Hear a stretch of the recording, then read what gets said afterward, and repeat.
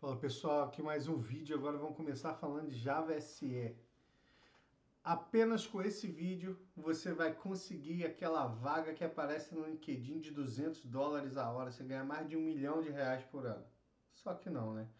Talvez você já vai entender aí, conhecer um pouco mais aí do que acontece por trás, nos bastidores.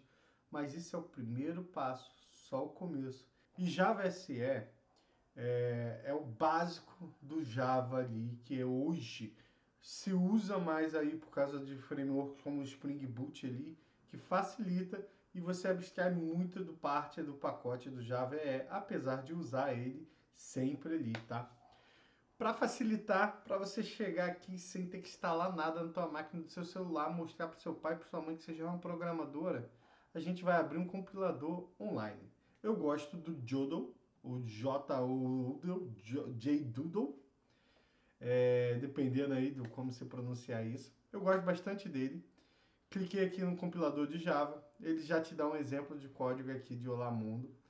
E aqui, isso é um código, beleza, que está aqui nessa parte, e aqui tem um botão de execute. Se você clicar aqui, ele vai fazer a mágica dele. Ó, até me pediu aqui, verificação que eu não sou robô. Beleza. Ele vai fazer uma mágica e vai me dar uma saída de Olá Mundo. Cara, no navegador, você sabe, você entende tudo que se passou aqui, o que aconteceu aqui?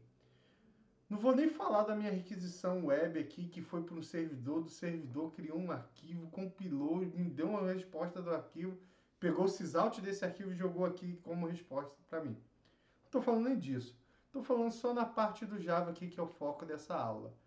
Você entendeu o que são essas palavras? Porque parte está em roxa, tem parêntese, tem chave, tem ponto e vírgula, tem uns outros troços aqui que repetiu. E aí ele escreveu Hello World, Olá Mundo, e isso você pode falar que você já é um programador? Sim. Mas você não vai conseguir um emprego só sabendo isso. Então você tem que saber muitas coisas que acontecem aqui. Nessa aula aqui a gente vai explicar um pouquinho do que são essas palavras-chave que estão aqui, o que está escrito, para que serve. Só um pouquinho, porque a gente vai se aprofundar mais ainda. Vamos sair daqui do navegador e vamos fazer na nossa máquina, que isso é o mais importante. Esses compiladores online servem mais para você testar uma ideia, não ter que criar um outro projeto, ter que fazer. Ali já fica pronto, você roda ali, compila e rapidinho se resolve, vê o resultado, vê se funciona ou não funciona, uma lógica, enfim.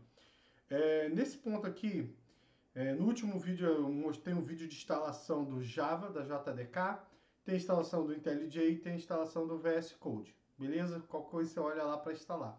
Essa máquina está crua e aqui a gente vai estar rodando o mesmo comando que a gente fez lá, mas na nossa máquina para ver alguns passos que são feitos.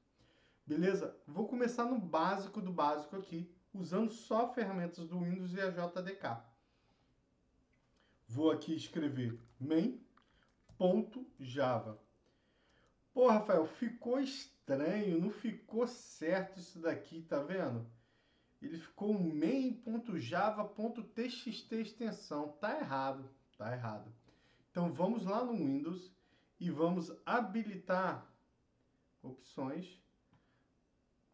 Cadê? Vamos habilitar aqui, ó, no modo de exibição. Cadê ocultar as extensões dos arquivos conhecidos? Vamos desmarcar essa. E eu gosto de sempre marcar também aqui arquivo, pastas e unidades ocultas. Beleza? Aplicamos, ok. Fechei aqui. Agora ele mostrou a extensão. Vou vir aqui, renomear essa extensão, tirando txt.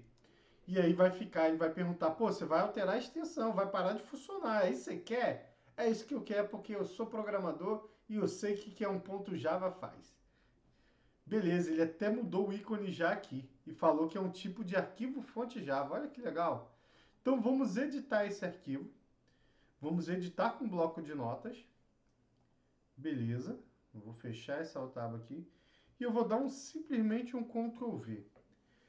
E aí, cara, vamos começar aqui. Vamos fazer só o básico. Vou salvar esse cara. Vou abrir o prompt de comando. Beleza? Você pode digitar cmd prompt de comando, ou vir no logotipo do Windows R, digitar CMD, fica a seu critério como abrir o prompt de comando.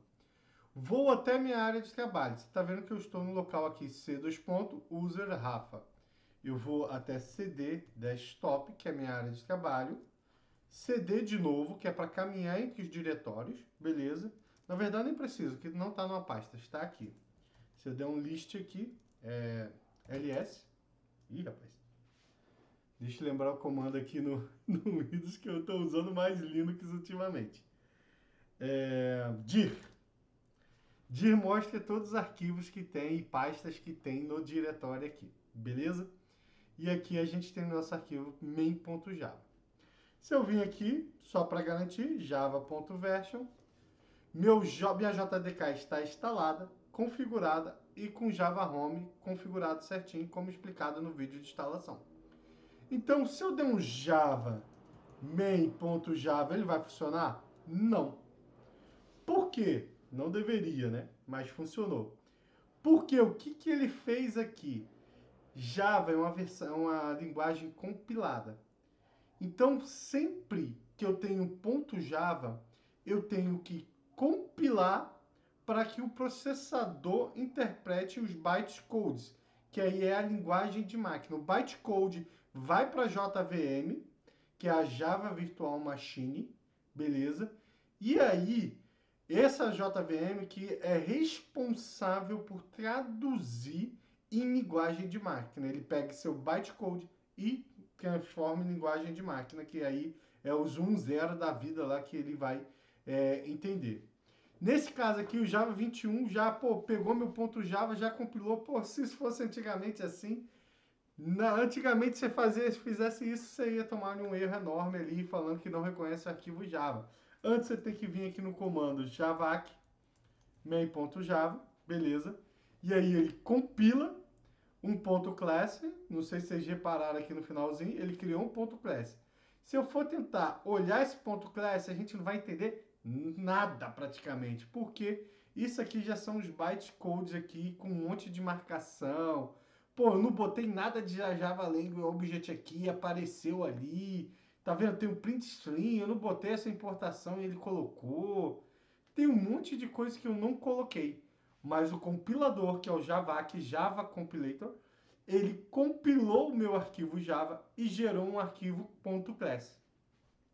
Esse arquivo .class, ele é interpretado ele é lido, né? Interpretado é outra coisa. Ele é lido pela JVM e transformado em linguagem de máquina. Então agora, se eu vim aqui dar um Java main, ele vai rodar lá meu Hello World. Beleza? Se eu vim aqui e editar esse arquivo, aqui não vai funcionar, né? Porque o Java 21 já está compilando ali para mim diretamente. Lá, Rafati, salvei o arquivo, sempre lembre de salvar. Ele não, beleza, aqui ele não compilou para mim. Ele não compilou. Então, se eu quiser pegar aquela mensagem ali que eu escrevi agora, eu teria que dar um javac de novo, para ele compilar de novo e rodar o comando java main, sem o ponto java, beleza? E aí a gente consegue ali rodando nosso primeiro programa. Muitas linguagens de programação aí começam com Hello World, aqui não seria diferente. Eu acho que é maneiro, legal, você chegar e mostrar que, pô, fiz um programa, consegui aqui, já está mostrando meu nome, isso é muito bacana, beleza? E aí agora vamos nas nuances aqui, né? Cara, pelo IntelliJ você faz, é muito mais simples, muito mais fácil.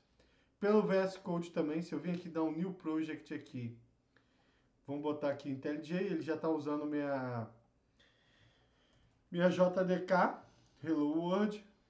Ele vai adicionar um sample aqui.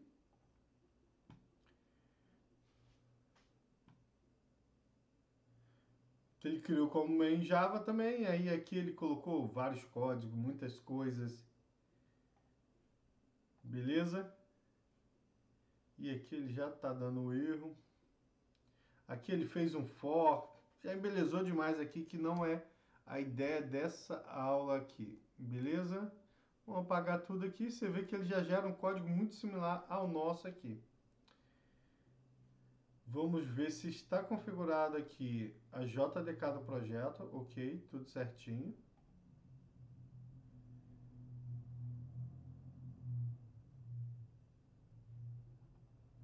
Ele não está conseguindo reconhecer. Só um segundinho. Vamos para pausa. Cadê?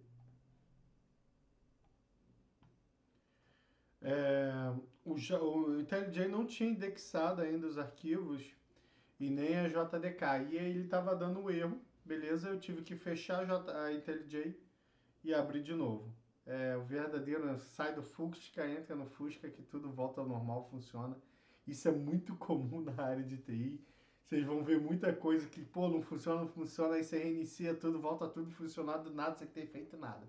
Então isso é muito comum. Então eu saí, entrei, ele indexou e funcionou. E aqui agora eu vou dar o playzinho aqui. Ele está usando o printf, isso aí é detalhe, aqui ele escreveu, beleza? E aqui ele rodou toda a linha de comando que ele rodou ali. Beleza? Vou fechar aqui o IntelliJ e vamos agora focar um pouco aqui para explicar o que são essas palavras-chave. O que são essas palavras-chave? Hoje, as linguagens de programações atuais, elas definem algumas palavras como palavras-chave que você não pode usá-las ao seu bel prazer. Elas têm estrutura e hierarquia, elas têm sintaxe forte, então elas têm que estar posicionadas em algum lugar. Então você tem uma série de regras para essas palavras-chave e que é forte. Por quê? Porque é uma linguagem que vai ser compilada. Então, para o compilador entender o que você está querendo fazer, ele usa essas palavras-chave, beleza? E começa a associar e entender para gerar seu bytecode, que depois vai virar a linguagem de máquina. Aqui nós temos 3 palavras aqui, beleza? E uma chave. As chaves no Java, ele é usado para delimitar um escopo, seja de método, de classe e de N outras coisas, beleza? Aqui a gente tem 3 palavras, public, class, main.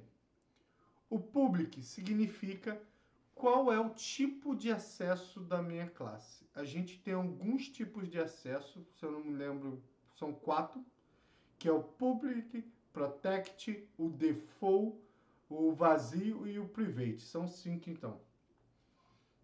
São 5 acessos que cada um diz como que essa classe vai estar acessível. Se vai estar, não vai estar. Se vai estar só para um pacote, se só vai estar para pacote mais os herdeiros. E assim vai. O class indica que eu estou falando que o que eu vou abrir nessas chaves, nessas colchetes aqui, nessas chaves, vai ser uma classe, beleza? Então, estou abrindo uma classe depois dessas chaves aqui. E o main é a única palavra aqui que é uma palavra que você que vai configurar. Você pode setar essa palavra como você quiser. Se eu quiser chamar aqui de Rafati nessa classe, ele vai aceitar. Só que aí, um parênteses aqui. No Java, toda classe pública, beleza? No Java, toda classe pública, então tem uma classe que é pública. No arquivo que ela tá, ela tem que ter o mesmo nome do arquivo. A classe pública tem que ser o mesmo nome do arquivo. Então, se meu arquivo se chama main.java, a minha classe pública desse arquivo tem que chamar main.java. Se eu quiser chamar Rafati, eu vou ter que vir aqui e renomear a minha classe, meu arquivo lá, para Rafati. Beleza? Renomeei, vou abrir esse novo arquivo.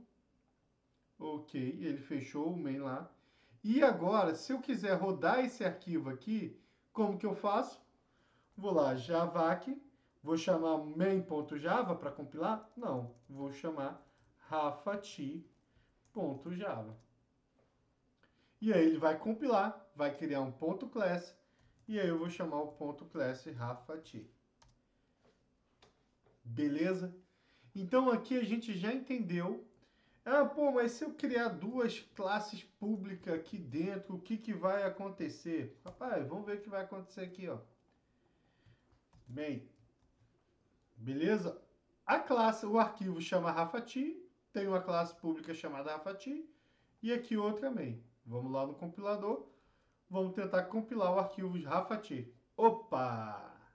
Ele me deu erro. O que, que ele falou aqui? Cara, a classe main é pública, mas já tem uma classe, mas já tem o arquivo não está nomeado como main, ele está nomeado como Rafati. E aí ele indagou, se eu fizer isso e eu nomear para main, ele vai falar, pô, Rafael, sua classe Rafati é pública, mas o nome do arquivo é main. E aí vai ficar nessa daí até você entender que você só pode ter uma classe pública aqui por arquivo Java. Eu posso vir aqui e tirar o public. Beleza, tirei o public. E ele vai compilar. Compilou de boa. Beleza? Cara, isso às vezes dá muito ruim quando você está aqui programando aí, pô, cara, não gostei desse nome aí, vai ser teste. Você faz isso sem usar a IDE. E aqui ele já está marcando um errinho para mim. Você passa aqui, ele já te sugere, cara, sua classe pública, teste, tem que ser o mesmo nome do arquivo. Senão não vai funcionar. A IDE já te ajuda com isso. Você vê como que é muito mais fácil trabalhar com a IDE do que no Notepad.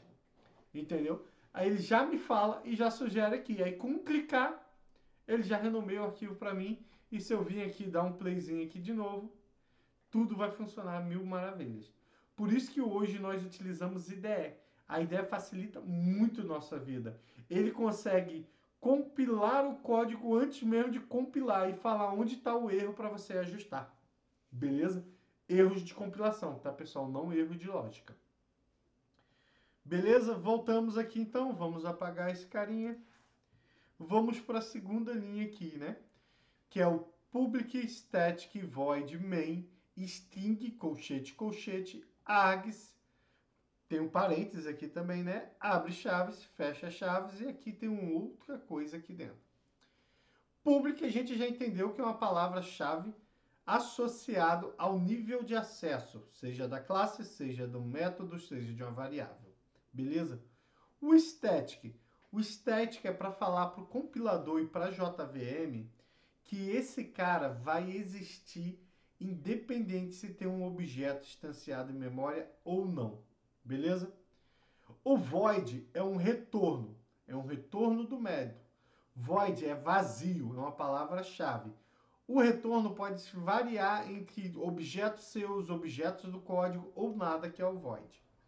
Beleza? Main é um nome livre que eu criei, só que para o Java funcionar do jeito que a gente fez ali, tem que ter um método main, que obriga a gente a ter essa estrutura exatamente. Public static void main, passando ali entre parâmetros o string, abre colchete, fecha colchete, args. O que é uma string? String é um texto, beleza? Se eu vir aqui e botar args aqui, a gente vai ver o que vai acontecer aqui. Eu vou botar um args 0. Depois eu vou explicar em mais detalhes. Abri as chaves, fechei as chaves que indicam o tamanho do meu método ali, o escopo do meu método. E aqui a gente tem uma outra função, que é o system.out.println, passando o parâmetro que eu recebi aqui no meu método main. Beleza? Vamos salvar aqui. Vamos compilar aqui de novo. Vamos rodar o Rafati. Se eu rodar isso aqui agora, o que você acha que vai acontecer? Vai funcionar? O que vai aparecer ou vai dar erro? Eu te adianto que vai dar erro. Deveria dar erro. E deu erro de array index out of bounds exception. Quando o seu código não vai bem ali no momento de execução, existem as exceções para ser tratado, mas eu vou aprofundar mais na frente. Beleza? Então a gente tem um index 0, out of bounds, for length 0, at half ti main, e aqui ele deu o caminho aqui do Java. As exceções, eles jogam o stack trace, que é o caminho para você seguir ali, né? É um trace, é uma rastreabilidade de onde aconteceu o erro, como aconteceu o erro, para facilitar. Hoje na sua vida vai ser só desenvolver. Na vida do desenvolvedor não é só desenvolver nova filtro, só fazer coisa nova. O problema é depois, quando você bota isso em produção, que dá erro, dá bug e você tem que resolver o bug. É onde você vai perder muito tempo pegando o bug, resolvendo o bug, entendendo o bug. Beleza? Para funcionar aqui, eu tenho que passar um parâmetro. Olá, Rafati. Tudo bem? E eu vou passar isso como parâmetro. Ele só pegou o olá, porque ele entendeu que cada espacinho desse é um parâmetro. Então a gente vem aqui e adiciona aspas para falar que isso tudo é um parâmetro só. Beleza? E aí ele pegou, reconheceu, mostrou na tela. Nessa aula, para não estendermos mais, eu vou focar até aqui e seguimos na próxima lá, mostrando mais outras coisas e outros caminhos aqui. Tá bom, pessoal? Se chegou até aqui, deixa o like, se inscreva no canal, compartilhe com seus amigos. Se puder, seja membro, faça aquela doaçãozinha em Bitcoin para ajudar a crescer o canal, melhorando o equipamento e eu correr atrás do meu doutorado. Até a próxima!